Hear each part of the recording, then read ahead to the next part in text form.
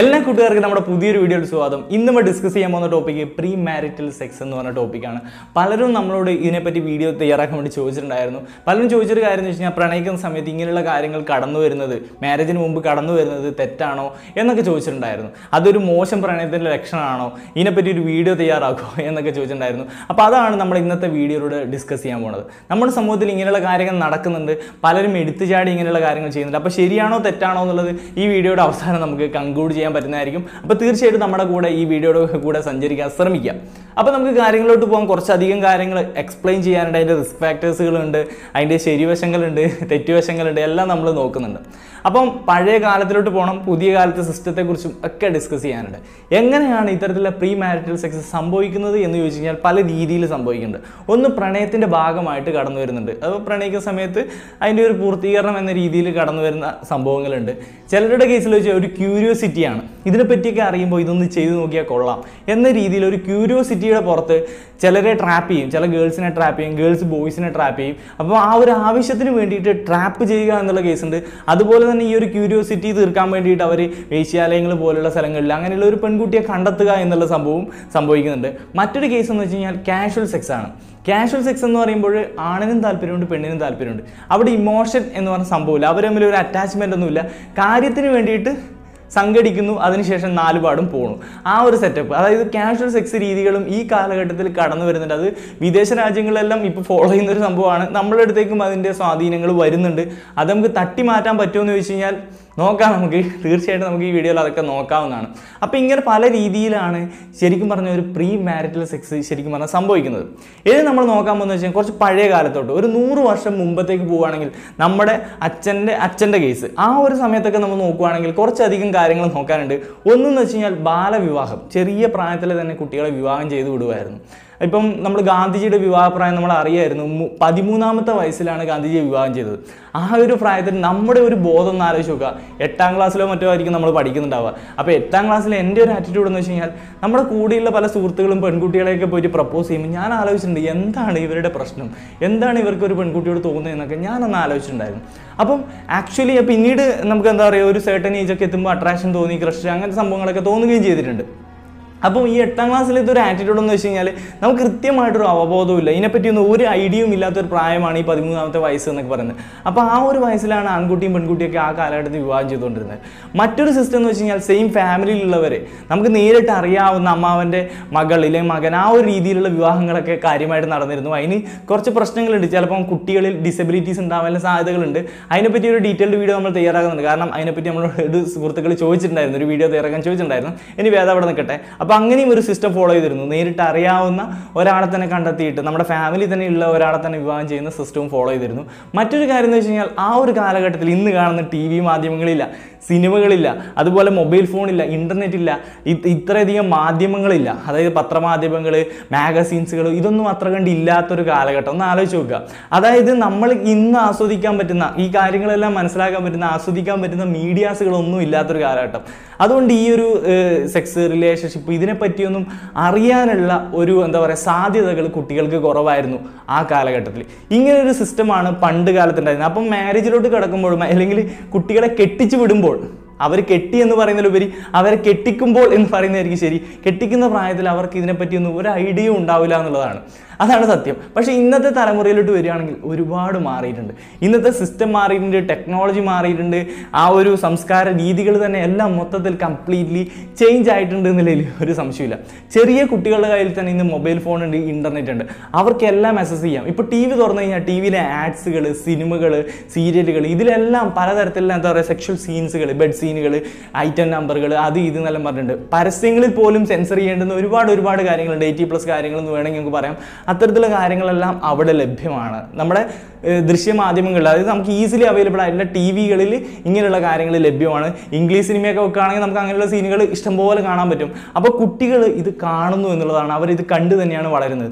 ഇനി നേരെ വന്നു കഴിഞ്ഞാൽ നമ്മുടെ നെറ്റ്ഫ്ലിക്സ് സീരീസുകൾ, ആമസോൺ സീരീസുകളൊക്കെ ഇന്ന് സജീവമായിക്കൊണ്ടിരിക്കുകയാണ്. അതിലെല്ലാം ഇഷ്ടംപോലെ കാര്യങ്ങൾ കാണുന്നുണ്ട്. പ്രത്യേകിച്ച് ഇംഗ്ലീഷ് സിനിമകൾ, സീരീസുകളിലെല്ലാം ഇങ്ങനെയുള്ള ഒരുപാട് സീനുകൾ കാര്യമായിട്ട് തന്നെ ഉണ്ടാവും. കാരണം അവരുടെ ഒരു സംസ്കാരം, അവിടെ ഇപ്പോൾ ഫോളോ ചെയ്തുകൊണ്ടിരിക്കുന്ന സിസ്റ്റവും കാര്യങ്ങളും അവിടെ അക്സെപ്റ്റബിൾ ആണ് ആ സിസ്റ്റം.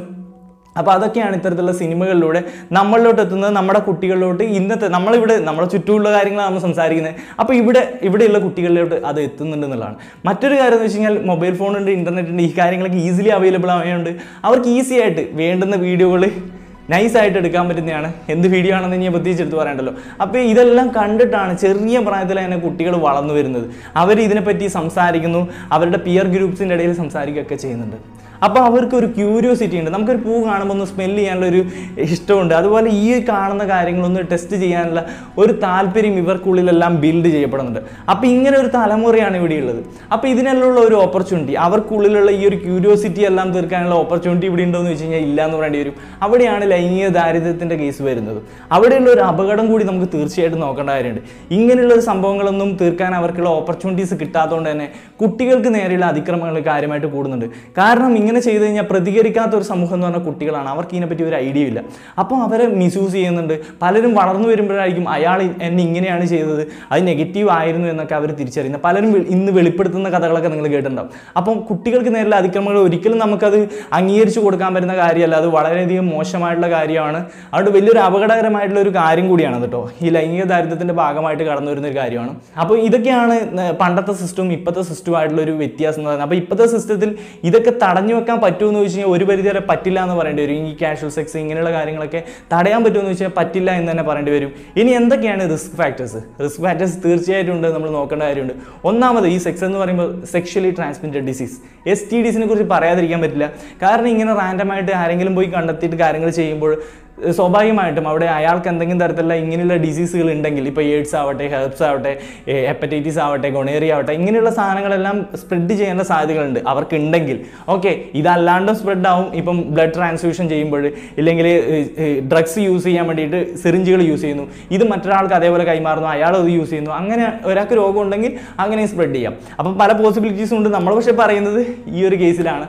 അപ്പം ഇങ്ങനെ ട്രാൻസ്മിറ്റ് ചെയ്യാനുള്ള പോസിബിലിറ്റീസ് ഉണ്ട്. ഇന്ന് പലരും പല കോൺട്രാസെപ്റ്റീവ് മെത്തേഡ്സ്, കോണ്ടം പോലുള്ള പല മെത്തേഡ്സുകൾ യൂസ് ചെയ്യുന്നുണ്ട്. അതൊരു പരിധിവരെ സേഫ്റ്റി മെത്തേഡ്സും കാര്യങ്ങളാണ്. ഇതിനെപ്പറ്റി ഇന്നത്തെ തലമുറ അവബോധമുള്ളവരും കൂടിയാണ്. മറ്റൊരു റിസ്ക് ഫാക്ടർ എന്താണെന്ന് വെച്ച് കഴിഞ്ഞാൽ പ്രഗ്നൻസിയാണ്. പലർക്കും ഇതിനെ പറ്റിയിട്ട് ഒരു കൃത്യമായിട്ട് ഐഡിയ ഇല്ല എന്ന് തന്നെ തീർച്ചയായിട്ടും പറയേണ്ടി വരും. ഒരു എക്സാമ്പിൾ പറയുകയാണെങ്കിൽ, എൻ്റെ ഒരു വീഡിയോക്ക് കഴിഞ്ഞിടക്ക് വന്നൊരു കമൻറ്റാണ്, കിസ് ചെയ്ത് കഴിഞ്ഞാൽ കുട്ടികളുണ്ടാവുമോ? എൻ്റെ ഒരു കൂട്ടുകാരിയുടെ സംശയമാണെന്നുള്ളത്. അതൊരു ഞെട്ടിക്കുന്ന ഡൗട്ട് തന്നെയാണ്. ഇങ്ങനെ ചോദിക്കുന്ന ആൾക്കാർ ഇന്നും ഉണ്ട്. ഓറൽ സെക്സിലൂടെ കുട്ടികളുണ്ടാവുക, അങ്ങനെ ഇങ്ങനെ പല ഡൗട്ടുകളും ഉള്ള ആൾക്കാർ ഇന്നും നിലനിൽക്കുന്നുണ്ട്. അപ്പോൾ ഇങ്ങനെയുള്ള ഡൗട്ടുകളൊക്കെ നിലനിൽക്കുമ്പോഴാണ് അവർ സെക്സ് ചെയ്യാൻ പോകുന്നത് എന്നുള്ളത് കൂടി നമ്മൾ ആലോചിച്ച് നോക്കേണ്ട കാര്യമുണ്ട്. അപ്പോൾ ഇങ്ങനെയുള്ള കാര്യങ്ങൾ ചെയ്തതിന് ശേഷം ആയിരിക്കും വല്ലാണ്ട് ആകുലപ്പെടുന്നത്. ചിലപ്പോൾ ഇതിനെപ്പറ്റി ഐഡിയ ഇല്ലാത്തതുകൊണ്ട് തന്നെ പ്രഗ്നൻ്റ് ആവാനുള്ള പോസിബിലിറ്റീസ് ഉണ്ട്. അതൊരു പെൺകുട്ടിയെ സംബന്ധിച്ചിട്ട് അവരുടെ ജീവിതം തുലാസിലാവാനുള്ള സാധ്യതകളുണ്ട്. അത് നിങ്ങൾക്ക് അറിയാവുന്ന കാര്യമാണ്. ഞാൻ അതിനെക്കുറിച്ച് കൂടുതൽ എക്സ്പ്ലെയിൻ ചെയ്യേണ്ട കാര്യമില്ല. കാരണം നമ്മുടെ സമൂഹം അതിനെ ആ രീതിയിലായിരിക്കും വീക്ഷിക്കുന്നത്. ആ പെൺകുട്ടിയുടെ ലൈഫ് അവിടെ തീരുമാനമാവാൻ സാധ്യതകൾ കൂടുതലാണെന്നുള്ളതാണ്. മറ്റൊരു റിസ്ക് ഫാക്ടർ എന്താണെന്ന് വെച്ച് കഴിഞ്ഞാൽ വിർജിനിറ്റി എന്നുള്ള കൺസെപ്റ്റ് തന്നെയാണ്. പെൺകുട്ടികളുടെ വിർജിനിറ്റി നമ്മുടെ സമൂഹത്തിൽ വലിയൊരു ടാബുമായിട്ട് നിലനിൽക്കുന്നതുകൊണ്ട് തന്നെ വലിയ രീതിയിൽ പ്രശ്നങ്ങളാണ്. സമൂഹം അതിനെ എന്താ പറയുക, ഒരു പ്രീ മാരിറ്റൽ സെക്സ് അംഗീകരിക്കുന്നില്ല എന്നുള്ളതുകൊണ്ട് തന്നെ ഭൂരിഭാഗം പുരുഷന്മാരും അതിൻ്റെ കൂടെ തന്നെയാണ്. അതൊരിക്കലും അവർക്ക് മാനസികമായിട്ട് സപ്പോർട്ട് ചെയ്യാൻ പറ്റില്ല. അവർ ചെയ്താൽ പോലും പെൺകുട്ടി അങ്ങനെ ആയിരിക്കരുത് എന്ന് തിങ്ക് ചെയ്യുന്ന ഒരു രീതിയുണ്ട്. അപ്പോൾ അവർക്കത് അക്സെപ്റ്റ് ചെയ്യാൻ പറ്റാത്തതുകൊണ്ട് തന്നെ അതിന് കുറേയധികം റിസ്ക് ഫാക്ടേഴ്സുകൾ ഉണ്ട് എന്നുള്ളതിൽ ഒരു സംശയമില്ല എന്ന് പറയേണ്ടി വരും. മറ്റൊരു കാര്യം എന്ന് വെച്ചാൽ മെൻ്റൽ ഇൻഫ്ലുവൻസ് ആണ്. ഇങ്ങനെ ഒരു പ്രീ മാരിറ്റൽ സെക്സിലേക്ക് പോകുമ്പോൾ, ഇങ്ങനെ മാരേജിന് മുമ്പ് ഒരു കാര്യത്തിലോട്ട് പോകുമ്പോൾ പല രീതിയിലായിരിക്കും പലരും ഇത് ചെയ്യാൻ വേണ്ടി പോകുന്നത്. അപ്പോൾ നെഗറ്റീവായിട്ടുള്ള ഒരു ഇൻഫ്ലുവൻസ്, എന്തെങ്കിലും നെഗറ്റീവായിട്ട് ഇൻസിഡൻറ്റ് ഉണ്ടാവുകയാണെങ്കിൽ അത് നമ്മുടെ ലൈഫിനെ നെഗറ്റീവായിട്ട് ബാധിക്കുന്നതാണ്. ഒരു എക്സാമ്പിൾ, ജസ്റ്റ് ഒരു എക്സാമ്പിൾ, ഒരു ഷോർട്ട് ഫിലിമാണ് ഇനിയും വരും പൂക്കാലം എന്ന് പറഞ്ഞ ഒരു ഷോർട്ട് ഫിലിം. ആക്ച്വലി 2 മില്യണോളം വ്യൂ കിട്ടിയ ഒരു ഷോർട്ട് ഫിലിമാണ്, ഒരു വർഷം മുമ്പ് റിലീസ് ചെയ്ത സാധനം. അപ്പോൾ ആ ഒരു ഷോർട്ട് ഫിലിം ഒരുപക്ഷെ നിങ്ങൾ കണ്ടിട്ടുണ്ടാവും. വേണമെങ്കിൽ ലിങ്ക് മാക്സിമം ഡിസ്ക്രിപ്ഷനിൽ ആഡ് ചെയ്യാൻ നോക്കാം. അതിലത്തെ ഒരു തീം എന്ന് വെച്ച് കഴിഞ്ഞാൽ, അതിലത്തെ മാരേജ് കഴിഞ്ഞു, അപ്പം ഭാര്യയും ഹസ്ബൻഡും ആ ഒരു ഇൻട്രാക്ഷനിലോട്ട് കിടക്കാൻ വേണ്ടി പോകുമ്പോഴത്തേക്ക് ഈ പെൺകുട്ടി പോയിട്ട് വൊമിറ്റ് ചെയ്യുകയാണ്. അപ്പോൾ ഇവനാകെ ടെൻഷനാവുന്നു. ഇവൻ വിചാരിക്കുന്നു ഇവൾ പ്രഗ്നൻ്റ് ആണ്, ഇവർക്ക് മറ്റെന്തോ റിലേഷൻ ഉണ്ടായിരുന്നു എന്നൊക്കെ അവൻ തെറ്റിദ്ധരിക്കുകയൊക്കെ ചെയ്യുന്നു. അപ്പോൾ ഇങ്ങനെയൊക്കെ ചെയ്ത് അവർ ആ ഒരു പ്രഗ്നൻസി ടെസ്റ്റും കാര്യങ്ങളൊക്കെ ചെയ്തു. പക്ഷേ അതൊക്കെ ഫെയിലായി. ഒടുവിൽ ഡോക്ടറുടെ അടുത്തെത്തി. അപ്പോൾ ഡോക്ടറിനോട് ഈ പെൺകുട്ടി കാര്യങ്ങളൊക്കെ തുറന്നു പറയാണ്. സംഭവം എന്താണെന്ന് വെച്ച് കഴിഞ്ഞാൽ, ഈ പെൺകുട്ടിക്ക് ലൈഫിൽ ഒരു നെഗറ്റീവ് ഇൻസിഡൻറ്റ് ഉണ്ടായിരുന്നു. എന്ന് വെച്ചാൽ വഴിയരികിലൂടെ സ്കൂൾ വിട്ടിട്ട് പോകുന്ന സമയത്ത് ഒരാൾ, ഒരു ഞരമ്പ് രോഗി, ആക്ച്വലി അവൻ്റെ ലിംഗം കാണിച്ച് നിൽക്കുന്ന ഒരു സംഭവം കണ്ടു. അപ്പോൾ ഇത് കണ്ടപ്പോൾ ആക്ച്വലി അവൾക്ക് വൊമിറ്റ് ചെയ്യാനുള്ള ടെൻഡൻസിയാണ് വന്നത്. വൊമിറ്റ് ചെയ്തിട്ട് അവൾ അവിടെ നിന്ന് ഓടിപ്പോവുകയും ചെയ്തു. അപ്പോൾ ആ ഒരു സംഭവം, ഈ ഹസ്ബൻഡുമായിട്ട് ഇൻട്രാക്ട് ചെയ്യാൻ പോകുമ്പോൾ ഇവൾക്ക് ആ ഒരു സംഭവമാണ് ഓർമ്മ വരുന്നത്. അതുകൊണ്ടാണ് ഈ വൊമിറ്റ് ചെയ്തുകൊണ്ടിരിക്കുന്നത്. പഠിക്കുന്നത്. അപ്പം നെഗറ്റീവായിട്ടുള്ള ഇൻഫ്ലുവൻസ് അതിനെപ്പറ്റി ആ ഒരു സംഭവം ലൈഫിൽ ആദ്യമായിട്ട് പിന്നെ എന്താ പറയുക കാണുമ്പോൾ ഉണ്ടായ ഒരു നെഗറ്റീവ് ഇൻസിഡൻറ്റ് കൊണ്ടാണ് അവൾക്ക് ഹസ്തുമായിട്ട് ഒരു പ്രോപ്പർ ഇൻട്രാക്ഷനിലോട്ട് ആദ്യമേ വരാൻ പറ്റാതിരുന്നത്. അപ്പം മനസ്സിലാക്കുക, ഒരു എന്താ പറയുക പ്രീ മാരിറ്റൽ സെക്സിൽ ഇങ്ങനൊരു സീൻ ഉണ്ട്. നമുക്ക് ആദ്യം ഉണ്ടാകുന്ന എക്സ്പീരിയൻസ് നെഗറ്റീവ് ആണെങ്കിൽ നമ്മുടെ ലൈഫ് ലോങ് അതിൻ്റെ ഒരു ഇമ്പാക്ട് ഉണ്ടാവാൻ സാധ്യതകളുണ്ട്. അതാണ് നെഗറ്റീവ് ഇൻഫ്ലുവൻസ് കൊണ്ട് നമ്മൾ പറഞ്ഞത്. ഇനി ഏറ്റവും അവസാനമുള്ള മറ്റൊരു റിസ്ക് ഫാക്ടർ എന്ന് വെച്ച് കഴിഞ്ഞാൽ ഡിജിറ്റൽ മീഡിയയുടെ ഇൻഫ്ലുവൻസ് തന്നെയാണ്. ഡിജിറ്റൽ മീഡിയ എന്ന് പറയുമ്പോൾ ഇങ്ങനെയുള്ള കാര്യങ്ങളൊക്കെ ഒളിഞ്ഞും പറഞ്ഞും പോയി ചെയ്യാൻ വേണ്ടി പോകുമ്പോൾ പല രീതിയിൽ കാഷ്വൽ സെക്സ് ആവാം, ലവിൻ്റെ കേസിലാവാം, പല രീതിയിലാവാം ഇതൊക്കെ ചെയ്യുന്നത് ഷൂട്ട് ചെയ്ത് വെക്കുന്നുണ്ട്. ഷൂട്ട് ചെയ്ത് വെക്കുമ്പോൾ അത് അറിയാതെയോ അറിഞ്ഞുകൊണ്ടോ അത് സ്പ്രെഡായി പോകുന്ന കേസസുകളുണ്ട്. അപ്പോൾ അതും വലിയൊരു റിസ്ക് ഫാക്ടർ ആണെന്നുള്ളതാണ്. അപ്പോൾ ഇതൊക്കെയാണ് ഇതിൻ്റെ റിസ്ക് ഫാക്ടറുകൾ. ഇപ്പോഴത്തെ ഒരു സാഹചര്യവും എല്ലാം ഞാൻ പറഞ്ഞു. ഇതെല്ലാം കഴിയുമ്പോൾ നിങ്ങൾക്ക് വിലയിരുത്താൻ പറ്റുന്ന ഒരു കാര്യം ഇത് ശരിയാണോ തെറ്റാണോ എന്നുള്ളതാണ്. ഒരുപാട് റിസ്ക് ഫാക്ടേഴ്സ് ഉണ്ട്. ഇപ്പോഴത്തെ സിസ്റ്റത്തെക്കുറിച്ച് നമ്മൾ പറഞ്ഞു. സിസ്റ്റത്തിൽ നമുക്ക് ഇതിനെ തടഞ്ഞു വെക്കാൻ പറ്റുമെന്ന് വെച്ച് കഴിഞ്ഞാൽ തടഞ്ഞു വെക്കാൻ പറ്റില്ല. കാരണം നമ്മൾ കാണുന്നത്, സിനിമകളിൽ കാണുന്നത്, ഇതെല്ലാം കാണുന്നത് ഇങ്ങനെയാണ് ലൈഫ് എന്ന് നമ്മൾ കണ്ടു പഠിക്കുമ്പോൾ, ഇന്നത്തെ തലമുറ കണ്ടു പഠിക്കുമ്പോൾ ഇതൊന്നും ചെയ്യാൻ പാടില്ല എന്ന് പറഞ്ഞിട്ട് സ്റ്റോപ്പ് ചെയ്യാൻ പറ്റില്ല. അങ്ങനെയാണെങ്കിൽ ഈ പറഞ്ഞ കാര്യങ്ങളെല്ലാം ഒഴിവാക്കേണ്ടി വരും. മൊബൈൽ ഫോണുകൾ, ഇൻ്റർനെറ്റുകൾ, നമ്മുടെ TV, സിനിമ ഇതെല്ലാം കൂടി ഡിലീറ്റ് ചെയ്യേണ്ടി വരും. അതിന് നടക്കുന്നൊരു കാര്യമില്ല. നമുക്ക് പിന്നോട്ട് നടക്കാനേ പറ്റില്ല, മുന്നോട്ട് മാത്രമേ നടക്കാൻ പറ്റുള്ളൂ. അപ്പോൾ ചെയ്യാൻ പറ്റുന്നൊരു കാര്യം എന്ന് വെച്ച് കഴിഞ്ഞാൽ നമ്മൾ ഒരു ചോയ്സ് ആയിട്ട് എടുക്കുക, നമ്മൾ തിങ്ക് ചെയ്യുക, നമ്മൾ തന്നെ ആലോചിച്ച് നോക്കുക ഇത് ശരിയാണോ തെറ്റാണോ, നമ്മുടെ ലൈഫിൽ ഇത് വേണോ എന്നുള്ളത്. നമ്മുടെ ലൈഫ് പല രീതിയിലായിരിക്കും നമ്മൾ ലീഡ് ചെയ്യാൻ ആഗ്രഹിക്കുന്നത്. ചിലർ ലിവിങ് ടുഗദർ ആയിരിക്കാം, ചിലർ സിംഗിളായിട്ട് ഇരിക്കാനായിരിക്കാം, ചിലർ മാരേജ് റിലേഷൻ അങ്ങനെ പോകാനായിരിക്കും ആഗ്രഹിക്കുന്നത്. ഇപ്പോൾ സിംഗിളായിട്ടുള്ള ഒരാളെ സംബന്ധിച്ച് ഇതൊന്നും ഒരു പ്രശ്നമില്ല. അയാൾക്ക് ഇങ്ങനെയുള്ള സാറ്റിസ്ഫാക്ഷൻ വേണമെങ്കിൽ ഇങ്ങനെയുള്ള കാര്യങ്ങൾ ചെയ്യാനേ നിവർത്തിയുള്ളൂ. ലിവിങ് ടുഗദർ ആണെങ്കിലും ഇതിനെപ്പറ്റി തിങ്ക് ചെയ്യേണ്ട ആവശ്യകത വരുന്നില്ല. മാരേജിലോട്ട് പോവുകയാണെങ്കിൽ നിങ്ങൾ അവിടെ ഈ വിർജിനിറ്റി കൺസേൺ ഇങ്ങനെയുള്ള കാര്യങ്ങളെല്ലാം വരുന്നുണ്ട്. ഒരുപാട് റിസ്ക് ഫാക്ടേഴ്സുകളും കാര്യങ്ങളും ഉള്ളതുകൊണ്ട് നിങ്ങൾ തന്നെ ആലോചിച്ച് നോക്കുക എന്താണ് വേണ്ടത്. നിങ്ങളുടെ ചോയ്സാണ്. അതിനെല്ലാം തരണം ചെയ്യാൻ എനിക്കങ്ങനെ ഒരു കുഴപ്പമില്ല, ഞാൻ സ്ട്രോങ് ആയിട്ട് നിൽക്കും എന്നാണെങ്കിൽ കുഴപ്പമില്ല. ഞാനതിനെ തെറ്റെന്നോ ശരിയെന്നോ അല്ല ഞാൻ പറയുന്നത്, നിങ്ങളുടെ ചോയ്സാണ്. അല്ലാണ്ട് അതിന് തെറ്റെന്നോ ഇത് ശരിയെന്നോ അവലോകനം ചെയ്യാൻ ഞാൻ ആളല്ല. കാരണം ഈ ഒരു സമൂഹത്തിൽ നിന്നുകൊണ്ട് ഇതൊന്നും പാടില്ല എന്ന് പറയല്ലോ എങ്ങനെയാണെന്ന് എനിക്കറിയില്ല.